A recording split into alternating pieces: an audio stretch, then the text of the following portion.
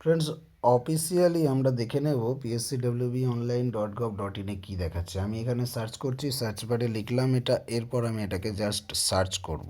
কি দেখায় আমরা দেখে নেব অফিসিয়ালি। দেখুন, এই ওয়েবসাইটটা এরকম দেখাচ্ছে। এইখান থেকে আমরা কিন্তু সরাসরি পৌঁছাতে পারবো না, তার জন্য আমরা অ্যাডভান্সে ক্লিক করব। অ্যাডভান্সে আপনিও ক্লিক করুন। অ্যাডভান্সে ক্লিক করার পর প্রসিড টু pscwbonline.gov.in আনসেফ হিসেবে আমাদেরকে করতে হবে। এটার কারণ কি জানেন? এটার কারণ হচ্ছে এখানে এইচটিটিপিএসটা বন্ধ হয়ে গেছে অফিসিয়াল ওয়েবসাইটে। এসটা বন্ধ হয়ে গেলে এখানে লাল চিহ্ন পড়ে যায়, যেটা আনসেফ হয়ে যায়। এস হলো secure, hyper text transfer protocol.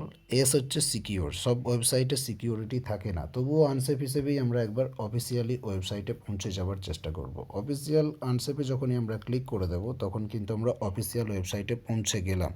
Unsafe হিসেবে কিন্তু পৌঁছালাম। এখানে দেখবেন এস নেই, লাল কালি আছে। আর যদি এস থাকে তাহলে এটা সবুজ কালি দেখাবে, সিকিওর দেখাবে। ওকে, যাই হোক, আমরা আনসেফ হিসেবে মোবাইলের ক্ষতি হয় হোক অফিসিয়াল ওয়েবসাইটে পৌঁছে গেলাম। এখানে এসে আমরা দেখতে পাচ্ছি ডিটেল একটা নোটিফিকেশান নতুন, খানিকক্ষণ আগেই কিন্তু এটা রিলিজ হয়েছে। যদিও আপনারা ভিডিওটা হয়তো বা পরের দিন সকালে দেখছেন, আমি ভিডিওটা তৈরি করছি এখন 5টা 37 বাজে, আপনারা দেখতে পারবেন এই সময় আমি তৈরি করছি। যাই হোক, হতে পারে আপনারা ভিডিওটা পরের দিন দেখছেন। অফিসিয়াল নোটিফিকেশানটা দেখার জন্য আমরা অফিসিয়ালি এইখানে আমরা ক্লিক করব। অফিসিয়ালি যখনই আমরা ক্লিক করলাম, আমাদের সামনে নোটিফিকেশানটা ডাউনলোড হতে শুরু করলো এবং অফিসিয়াল নোটিফিকেশান আমাদের সামনে বলছে public service commission West Bengal clerkship examination 2019 advertisement number আপনাদেরকে আমি জানিয়েছিলাম 5/2019। কী বলছে এখানে? বলছে the commission will hold the clerkship examination 2019 on the results of which recruitment is made to certain clerical post under government of West Bengal.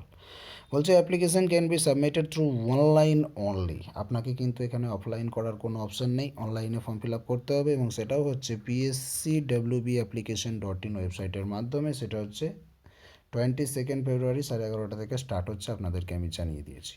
One time enrolment যাদের করা আছে তারা লগ ইন করে করবেন, যাদের ওয়ান টাইম এনরোলমেন্ট করা নেই তারা নতুন করে এনরোলমেন্ট করে নেবেন এই ওয়েবসাইট থেকে, এবং তারপর ফর্ম ফিল আপটা শুরু করবেন। এখানে ডিটেলই বলে দেওয়া আছে।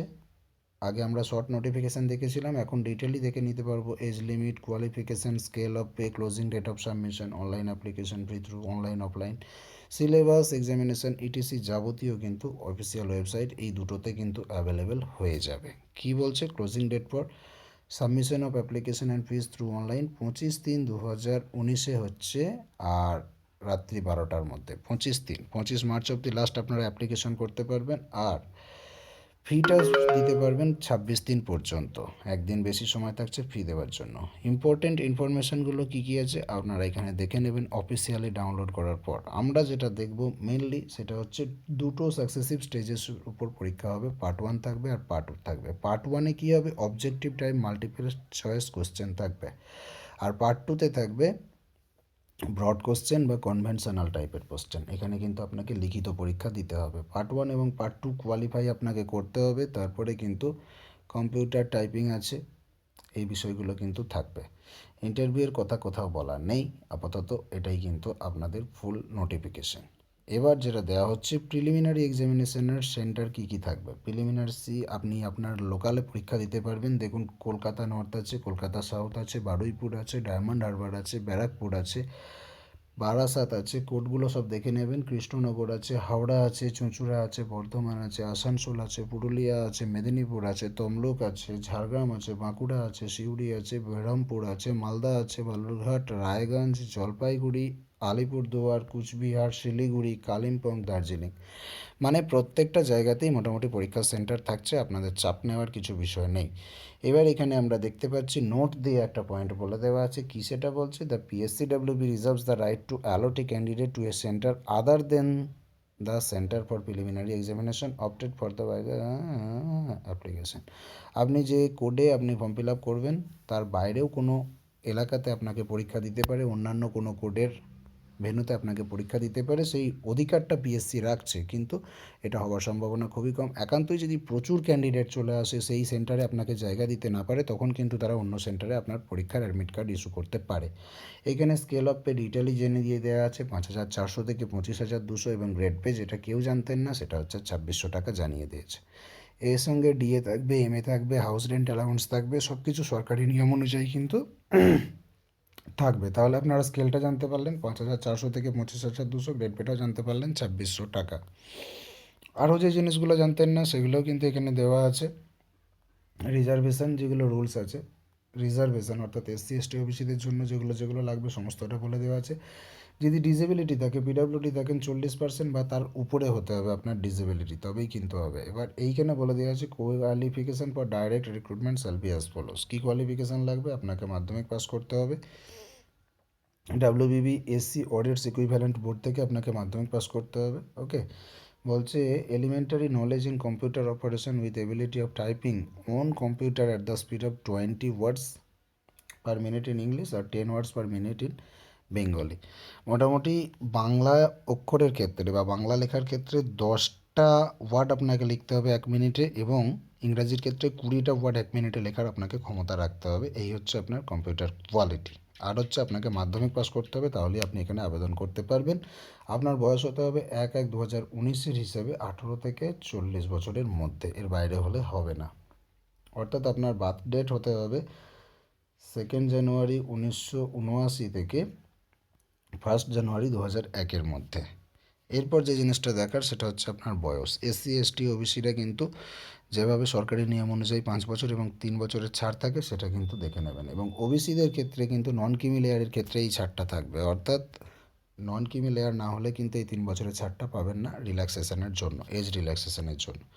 মেরিটোরিয়াস স্পোর্টস পার্সনের ক্ষেত্রেও কিছু দেওয়া আছে, এটা যারা আছেন নির্দিষ্ট এরিয়ায় তারা কিন্তু আপনারা দেখে নেবেন। মেরিটোরিয়াস স্পোর্টস পার্সনের ক্ষেত্রে এই কটা আন্ডারে আপনাকে কিন্তু থাকতে হবে। বেশ কয়েকটা দেওয়া আছে, যেমন অ্যাথলেটিক্স আছে, ব্যাডমিন্টন আছে, বাস্কেটবল আছে, ক্রিকেট আছে, ফুটবল আছে, হকি আছে, সুইমিং আছে, table tennis, volleyball, tennis, weight lifting আছে, রেসলিং আছে, বক্সিং আছে, সাইক্লিং আছে, জিমন্যাস্টিক আছে, জুডো আছে, রাইফেল শুটিং আছে, কাবাডি আছে এবং খোখো আছে। এই কটার আন্ডারে থাকলেই কিন্তু আপনারা এই সুবিধাটা ভোগ করতে পারবেন।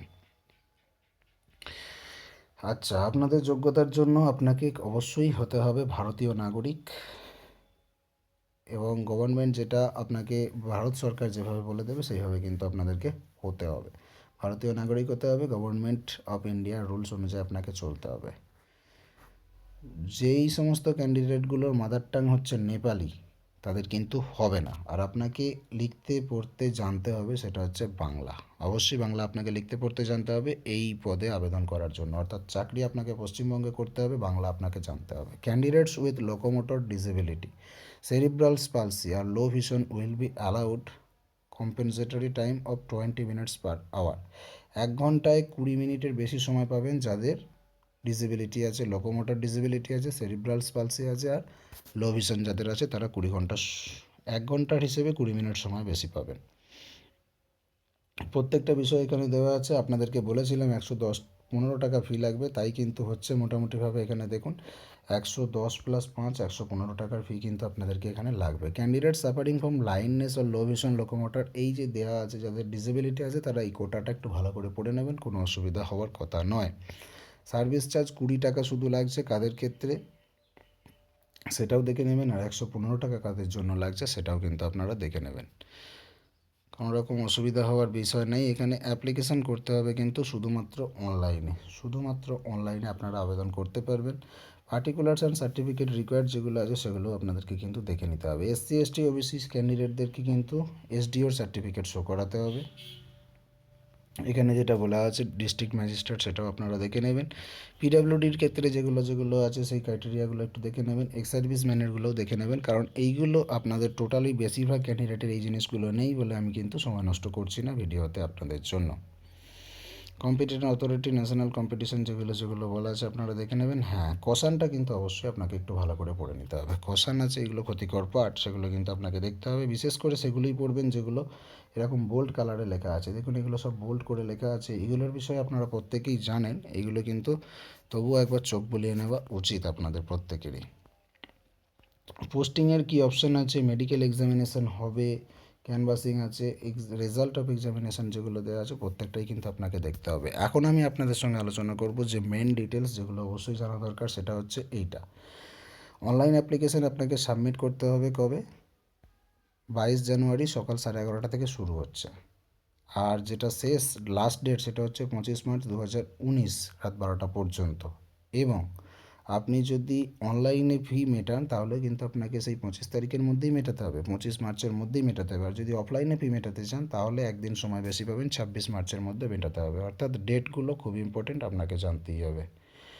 চালানটা কিন্তু আপনাকে অবশ্যই ডাউনলোড করে নিতে হবে 25 তারিখের মধ্যে, কিন্তু ফি মেটাতে পারবেন 26 তারিখ পর্যন্ত যদি অফলাইনে করেন। আর অনলাইনে করলে 25 তারিখের মধ্যে সমস্ত জিনিস ঝামেলা আপনাকে মেটাতে হবে। এবার যদি কোনো রকম সমস্যা হয় ফি মেটানোর ক্ষেত্রে তাহলে আপনারা যোগাযোগ করতে পারবেন যে কোনো কাজের দিনে, অর্থাৎ শনি রবিবার বাদ দিয়ে, ছুটির দিন বাদ দিয়ে সকাল 11টা থেকে বিকেল 4টে পর্যন্ত যোগাযোগ করতে পারবেন।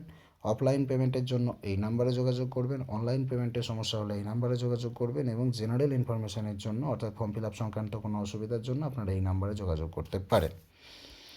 স্কিম অ্যান্ড সিলেবাসও দেওয়া আছে। স্কিম অফ এক্সামিনেশন কী দেওয়া আছে, এখানে দুটো পার্টে হবে, পার্ট 1 হবে এবং পার্ট 2 হবে। পার্ট 1-এ কী থাকবে, এমসিকিউ টাইপ কোশ্চেন, পার্ট 2-তে থাকবে কনভেনশনাল টাইপ কোশ্চেন, অর্থাৎ ব্রড কোশ্চেন আপনাকে লিখতে হবে। পার্ট 1 এক্সামিনেশন হবে কত নাম্বারের, 100 নাম্বারের হবে, এবং এখানে 1.5 ঘন্টা সময় থাকবে। 100 নম্বরের প্রশ্নে প্রত্যেকটা প্রশ্নের জন্য 1 নাম্বার দেওয়া থাকবে, মাল্টিপল চয়েস কোশ্চেন হবে। ইংরাজির জন্য 30টা নাম্বার থাকবে, জেনারেল স্টাডিজের জন্য 40টা নাম্বার থাকবে, অঙ্কের জন্য 30টা নাম্বার থাকবে। প্রত্যেকটার জন্য আপনাদেরকে আমি নোটস দেবো, আপনারা প্রিপারেশন করবেন, অবশ্যই পাস করবেন এবং চাকরি পাবেন আশা করা যায়। পার্ট 2 এক্সামিনেশনে কী থাকবে, আপনাদের একটা রিজিওনাল ল্যাঙ্গুয়েজ থাকবে। গ্রুপে ইংরাজি আপনাকে পরীক্ষা দিতে হবে এবং গ্রুপ বিতে রিজিওনাল ল্যাঙ্গুয়েজের উপর পরীক্ষা দিতে হবে।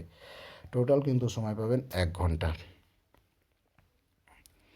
পার্ট 1 পার্ট 2 হয়ে যাবে, তারপরে সিলেবাস অফ এক্সামিনেশন এখানে কিন্তু দেওয়া আছে, আপনারা দেখে নিন। ইংরাজির ক্ষেত্রে কী কী সিলেবাস থাকছে, ইংরাজির ক্ষেত্রে সিলেবাস থাকছে fundamentals of English languages, vocabulary, grammar, sentence structure, synonym, antonym and its correct usage, এইগুলো থাকবে। জেনারেল স্টাডিজে কীরকম থাকতে পারে, matters of everyday observation including everyday science, প্রতিদিনের বিজ্ঞান সংক্রান্ত, এবং আপনাদের যে জেনারেল কারেন্ট অ্যাফেয়ার্স আমরা যেগুলো বলি সেগুলোও কিন্তু এভরিডে অবজারভেশন আপনাদের থাকতে হবে। সেখান থেকে প্রশ্ন থাকবে কারেন্ট ঘটনা সম্বন্ধে, কারেন্ট প্রবলেম সম্বন্ধে, স্পেশাল রেফারেন্স টু ইন্ডিয়া সম্বন্ধে, হ্যাঁ, elementary knowledge of Indian history সম্বন্ধে এবং ইন্ডিয়ান জিওগ্রাফি সম্বন্ধে কিন্তু জেনারেল স্টাডিজ থেকে প্রশ্ন আসবে। অ্যারিথমেটিক থেকে কী কী প্রশ্ন দেবে, ডিভিসিবিলিটি দেবে, ফ্র্যাকশনস দেবে, ডেসিমালস দেবে, রেকারিং ডেসিমালস দেবে, সিম্পলিফিকেশন দেবে, এইচসিএফ দেবে, এলসিএম দেবে অর্থাৎ লসাগু গসাগু, পার্টনারশিপ দেবে, অ্যাভারেজ দেবে, রেশিও প্রপোর্শনস দেবে, পার্সেন্টেজ দেবে, সিম্পল ইন্টারেস্ট দেবে, প্রফিট লস দেবে, টাইম ডিস্টেন্স দেবে, এরিয়া অফ রেক্টাঙ্গেলস দেবে অ্যান্ড স্কোয়ার্স দেবে। এই কটা থেকে অ্যারিথমেটিক দেবে। অ্যারিথমেটিক থেকে বিশেষ কিছু বাদই দেয়নি, সবগুলোই ধরে ফেলেছে।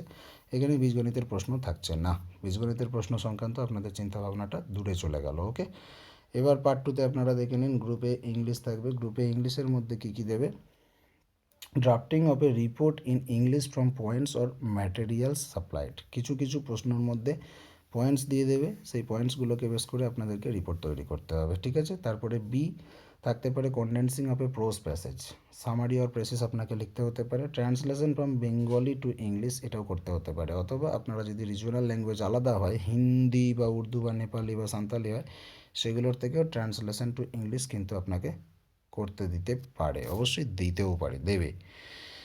গ্রুপ বিতে থাকছে একটা রিজিওনাল ল্যাঙ্গুয়েজ, যেমন বাংলা, হিন্দি, উর্দু, নেপালি, সাঁওতালি আপনার এলাকার, সেটার থেকে কিন্তু আপনাকে একটা রিপোর্ট তৈরি করতে হবে। আর সামারি একটা প্রেসিস, সামারি অর প্রেসিস একটা করতে দেবে, আর একটা রিজিওনাল ল্যাঙ্গুয়েজ থেকে আপনাকে ইংলিশ থেকে সেই ভাষায় ট্রান্সফার একটা করতে হবে বা ট্রান্সলেট করতে হবে। এই হলো কিন্তু টোটাল সিলেবাস, এবং টোটাল বিস্তারিতভাবে আপনাদের কাছে আলোচনা করে দিলাম, কোনো সমস্যা থাকার কথা নয়। যদি এই রিলেটেড কোনো প্রশ্ন থাকে অবশ্যই কমেন্ট করুন, যদি কোনো সমস্যা বোঝেন সেটাও কমেন্ট করে জানান। ভিডিওটিকে লাইক শেয়ার করতে ভুল করবেন না, চ্যানেলটিকে সাবস্ক্রাইব করে সঙ্গে থাকুন পরবর্তী আপডেট পাওয়ার জন্য।